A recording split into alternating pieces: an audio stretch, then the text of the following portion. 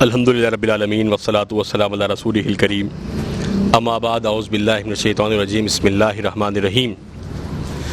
الحمدللہ آج ہم نے تراویح کے اندر 90 پاری کی تلاوت کو سماعت کیا ہے۔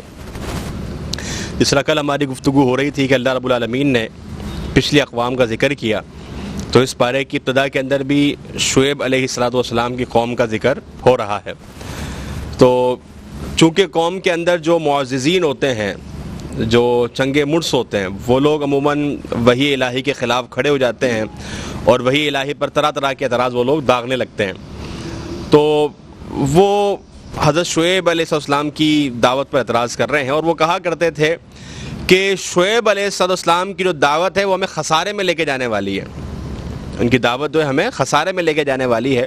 اللہ رب العالمین نے ان کی بات کی تردید فرمائی اور فرمایا کہ شعیب علیہ السلام کی دعوت نہیں بلکہ ان کی دعوت کا انکار تمہیں خسارے کی طرف لے کے جانے والا ہے، اور پھر یہی ہوا، وہ لوگ عذاب سے دوچار ہوئے۔ تو یہی چیز ہمیں سمجھنی چاہیے کہ ہم میں سے بھی بعض لوگوں کی ایک ذہنیت ہو جاتی ہے کہ یار اگر ہم اسلام کے بارے میں بات کریں گے یا ہم اسلام کے متعلق کوئی کوشش کریں گے یا ہم ایک اسلامی طرز حیات اپنائیں گے یا اسلامی طرز کاروبار اپنائیں گے تو ہماری لیے یہ بات خسارے کا باعث ہے، سوسائٹی ہمیں ایکسیپٹ نہیں کرے گی، سوسائٹی میں ہمارے لیے مسئلے کریٹ ہو جائیں گے۔ تو یہ جو بات ہے یہ محض خام خیالی ہے، در حقیقت خسارہ شریعت پر عمل کرنے سے نہیں ہے، خسارہ شریعت سے روگردانی کرنے میں ہے۔ تو یہی بات اللہ رب العالمین نے یہ واضح فرمائی۔ آگے اللہ رب العالمین نے فرمایا کہ اگر بستی والے ایمان لے آئیں، بستی والے ایمان لے کر آ جائیں تو اللہ رب العالمین آسمان پر سے برکتوں کے دروازے ان کے لیے کھول دے گا، ان کے لیے اللہ کی طرف سے رحمتیں ہوں گی، اللہ کی طرف سے ان کے لیے نوازشیں اور نوازشات کی کثیر تعداد ہوگی۔ تو لہٰذا اللہ رب العالمین کی شریعت پر عمل کرنے کے اندر انسان کے لیے رحمتیں ہی رحمتیں اور بقا ہی بقا ہے۔ چونکہ یہ جو گفتگو ہو رہی ہے اس کے پیچھے ایک، جس طرح ہم نے کل بات کی کہ مشرکین مکہ معجزہ مانگ رہے ہیں، تو معجزے کے باوجود بھی یہ لوگ، اللہ رب العالمین نے فرمایا کہ معجزہ دیکھ بھی لیں گے تو پھر بھی ایمان لے کے نہیں آئیں گے۔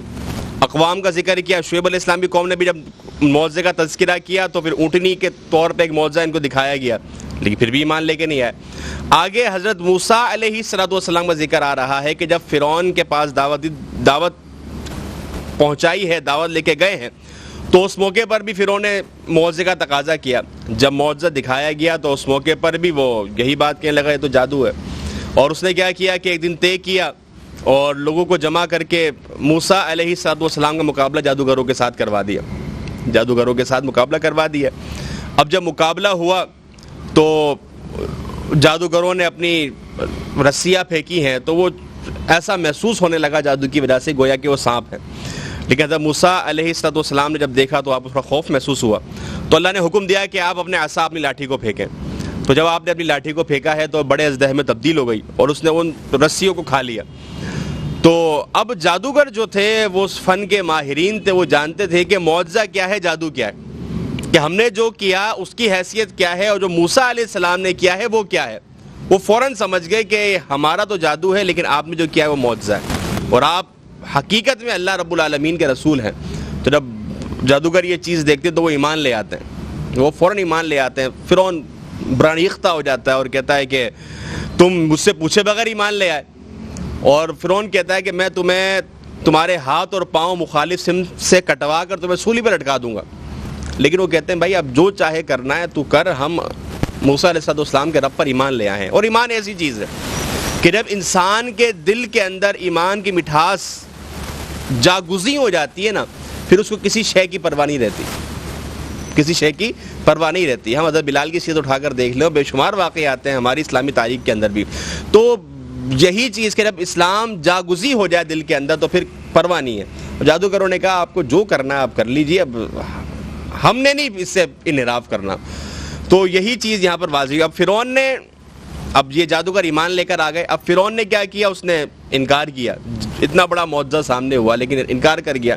یہی ہوا کہ پھر اللہ رب العالمین نے جب اس نے انکار کیا تو اس کو غرق کر دیا، اس کو غرق کر دیا۔ سورہ یونس میں ہم پڑھیں گے کہ اللہ رب العالمین نے پھر اس کو قیامت تک کے لیے ایک نشانی بنا دیا۔ اچھا، اب فرعون نے انکار کیا، اس کا انجام، اور جب جو آل فرعون ہے، جو لوگ ہیں، جب انہوں نے انکار کیا تو اللہ رب العالمین نے ان پر مسلسل عذاب بھیجے۔ ان پر پہلے قحط کا عذاب آیا ہے، اس کے بعد پھر طوفان، پھر ٹڈی دل کا عذاب آیا ہے، پھر جوؤں کا عذاب ہے۔ جوئیں، ان کی ہر ایک شے کے اندر جوئیں ہی جوئیں تھی، وہ پریشان ہو گئے اس چیز سے. پھر اسی طرح مینڈک کا عذاب ہے، خون کا عذاب ہے. اس طرح یہ مختلف عذاب ان کے اوپر آئے کہ ان کی ہر ایک چیز کے اندر، کھانے پینے کے اندر، بستروں کے اندر خون ہی خون موجود ہوتا ہے، مینڈک ہی مینڈک موجود ہوتے ہیں، جوئیں موجود ہوتی. تو اس چیز سے پریشان ہو جاتے تھے. جب پریشان ہوتے موسیٰ علیہ السلام کے پاس آتے، کہا کہ دعا کریں کہ چیز دور ہو جائے. جب دور ہو جاتی پھر اپنی پرانی روش پر آ جاتے، پھر عذاب آتا، پھر دوبارہ چلے آتے کہ اب جو ہے وہ معافی تلافی والا معاملہ کر دیں. جب عذاب ختم ہو جاتا پھر دوبارہ اپنی پرانی روش پر آ جاتے. تو یہ چیز ان کے اوپر رہتی کہ عذاب سے سیکھ نہیں رہے تھے. اللہ رب العالمین کی طرف سے معجزے آنے کے بعد کچھ حاصل نہیں کر رہے تھے. پھر یہی ہوا کہ اللہ رب العالمین نے صرف فرعون کو غرق نہیں کیا، اس کے ساتھ پورے لشکر کو اللہ رب العالمین نے وہاں غرق کر دیا تھا. ادھر اب جو بنی اسرائیل ہے، فرعون سے نجات مل گئی ہے، لیکن یہ لوگ عجیب لوگ تھے. حضرت موسیٰ علیہ السلام ان کو لے کے جب فرعون کے پاس سے چھڑا کے لے کر آئے ہیں تو وہاں پر یہ بات کہنے لگے کہ جی آپ ہمارے لیے کوئی معبود بنا دیں، کوئی ہمارے لیے ورچوئل کوئی ہمارے لیے کوئی سیٹ اپ بنا دیں کہ ہم اس کو پوجیں. تو موسیٰ علیہ السلام نے ان کی سرزنش کی، کہا کہ یہ طریقہ غلط ہے تمہارا، یہ تو ایک مشرکانہ شے ہے، سے اجتناب کرو. اور بعد میں جب موسیٰ علیہ السلام کو اللہ رب العالمین نے بلایا ہے کوہ طور پر تورات کے لیے، تو اس موقع پیچھے قوم جو ہے وہ بت پرستی کے اندر پڑ گئی، ایک بچھڑے کی عبادت کرنے لگے، جس کا ذکر انشاءاللہ آئے گا. تو کس طرح وہ بچھڑا بنایا گیا، ذکر اس کا تفصیلاً آ رہا ہے. تو وہ عبادت کرنے لگ گئے. تو جب موسیٰ علیہ السلام نے واپس آئے تو قوم کو اس کیفیت میں دیکھا تو ایک شرک کی گھٹی ان کے اندر موجود تھی. وہ بار بار باز کرنے کے باوجود دوبارہ اس طرف جا رہے تھے، اور یہی وجہ ہے کہ پھر عروج کے بعد زوال بنی اسرائیل کے اوپر آیا ہے.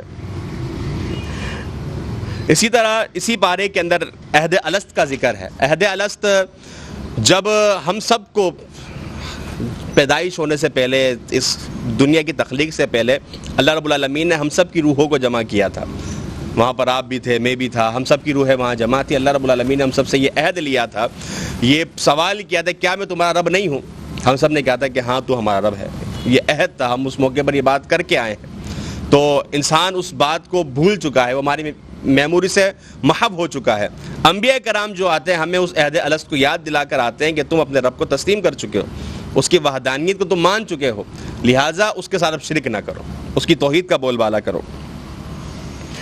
آگے بیان کیا گیا کہ کچھ انسانوں کی متعلق بیان ہوا جو کہ جانوروں سے بدتر ہیں، اور کتے سے تشبیہ دی گئی کہ جس طرح کتے کو دیا جائے تب بھی ہانپتا ہے، نہ دیا جائے تب بھی زبان نکالتا ہے.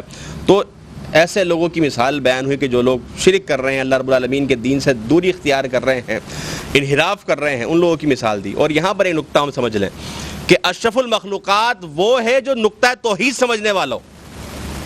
اشرف المخلوقات وہ ہے جو کہ توحید کا نقطہ سمجھنے والا ہو. اگر وہ توحید کا نقطہ نہیں سمجھ رہا تو اللہ نے پھر کتے سے بھی مثال دی اور گدھے سے بھی مثال دی ہے. اور یہ بھی کہا ہے جس طرح اس بارے میں ہم نے پڑھا کہ یہ جانوروں سے بھی بدتر ہے. تو اشرف المخلوقات وہ ہے جو نقطہ توحید سمجھے. آگے فرمایا کہ اللہ رب العالمین کے اچھے اچھے نام ہیں، ان سے تم اللہ کے حضور دعا کرو. ہم پہلے ہی بات کر چکے ہیں کہ وسیلہ اللہ رب العالمین کے نیک ناموں کا وسیلہ دینا یہ درست ہے، اور اس طرح انسان دعا مانگے اللہ اس کی دعا قبول کرنے والا ہے. اللہ کے نبی کریم صلی اللہ علیہ وسلم کا فرمان کہ آپ کے متعلق کہ آپ کہہ دیجئے، وسلم آپ کہہ دیجئے کہ میں غیب نہیں جانتا، اگر میں غیب جانتا تو میں اپنے لیے خیر کثیر جمع کر لیتا. اور آخر کے اندر سورت کے اختتام کے اندر، کیونکہ سورہ اعراف کا اختتام یہاں پر ہو رہا ہے اس پارے کے اندر، تو آخر میں تلاوت قرآن مجید کے آداب کہ جب قرآن پڑھا جائے تو خاموشی کے ساتھ سنو، شور و غل نہ کرو، خاموشی کے ساتھ قرآن سنو. اور اس آیت کو بعض لوگ سورہ فاتحہ نماز پڑھنے میں فٹ کرتے ہیں، جو کہ درست نہیں ہے.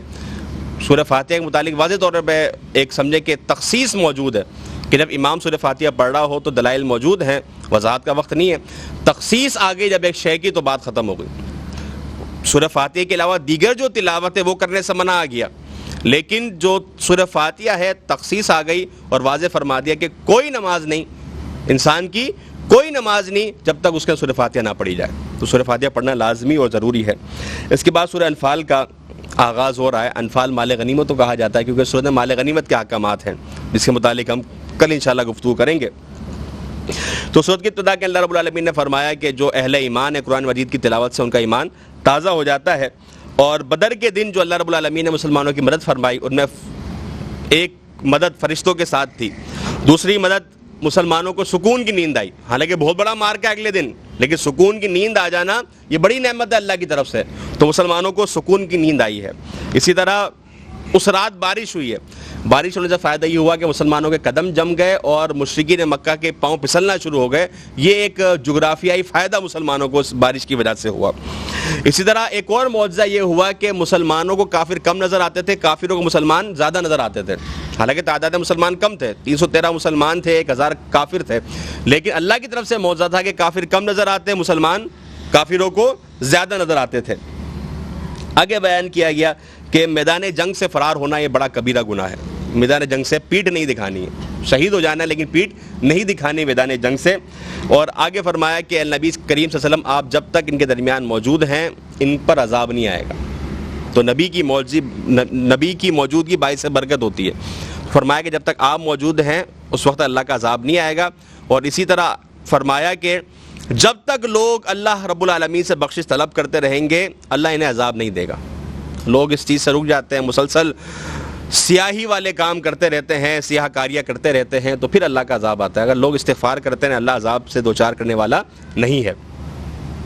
اور آخری بات کہ اللہ رب العالمین نے لڑائی کا مقصد بیان کیا کہ لڑائی اس وقت تک کرنی ہے جب تک فتنہ ختم نہیں ہو جاتا. فتنے کے اختتام تک لڑنا ہے, اور اس وقت تک لڑنا ہے جب تک پورا کا پورا دین اللہ کے لیے نہ ہو جائے.